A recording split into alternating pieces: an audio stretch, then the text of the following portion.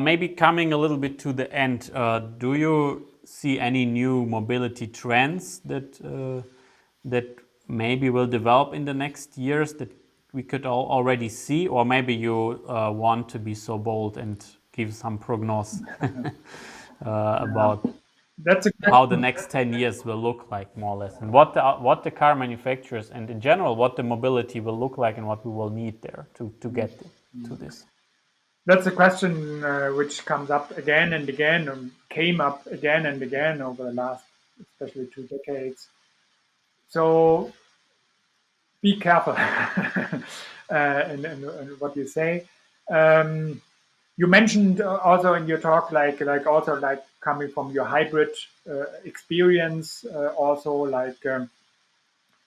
that's maybe the safest thing to say. Yes, you would expect a kind of mixture, yeah, and I also became a bit more skeptical. I mean, as I said, I took part in this discussion for many years, and many predictions were made, and they never became true like that. Even if you talk about like car sharing, we mentioned at the beginning, yes, there is car sharing. Yes, numbers are increasing, but if you look at the overall figures, it's still so low.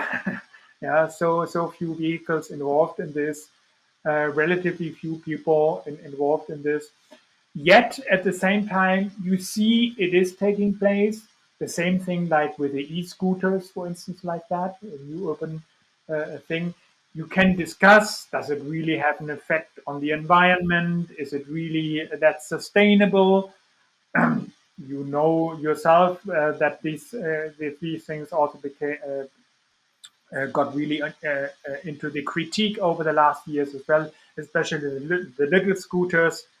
And do they really substitute other rides otherwise made by car or something like that, or do they just compete with the public transport? Yeah. So not what we maybe want from a sustainability point of view, and otherwise they are maybe just a gadget for fun. Yeah. And so it depends. Again, it depends on the concrete offering also. Like certain scooters, like the Vespa rollers type, they are certainly used in a different ways than these cheap standing scooters. And there I would say, I would guess, yeah, there you could see an effect where really drives are substituted, which otherwise could have been made by car, for instance, yeah. And so they're especially they're used in that way. And other forms, yes, they remain a gadget and maybe remain even a nuisance for pedestrians and other.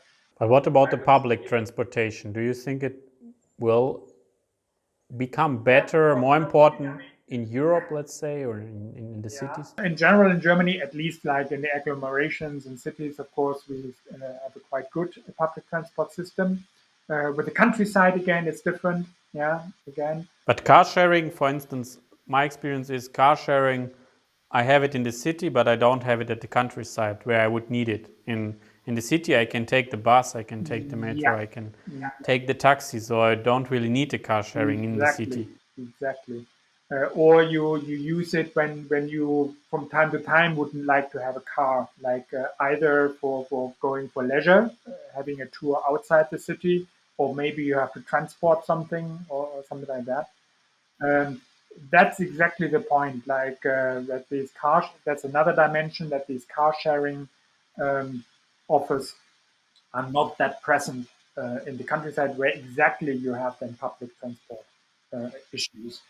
And so the best guess would really to go for a kind of a mixture, and that would be maybe also to be hoped for. Let's say that you get a lot of competition of various systems, and by this competition, then best solutions for certain segments of people can be found, and best combinations could be taken, maybe. Yeah? And that would be maybe the surest guess. Yeah. As I said, personally, I'm a bit surprised that the politics didn't decide to go more decidedly, forcefully towards hybrids as a safer first step towards e-mobility. That would maybe find then also broader acceptance by the audience, because we do not have so much issues about distances and charging times and stuff like that. Um, I have no answer why this alternative route was not taken.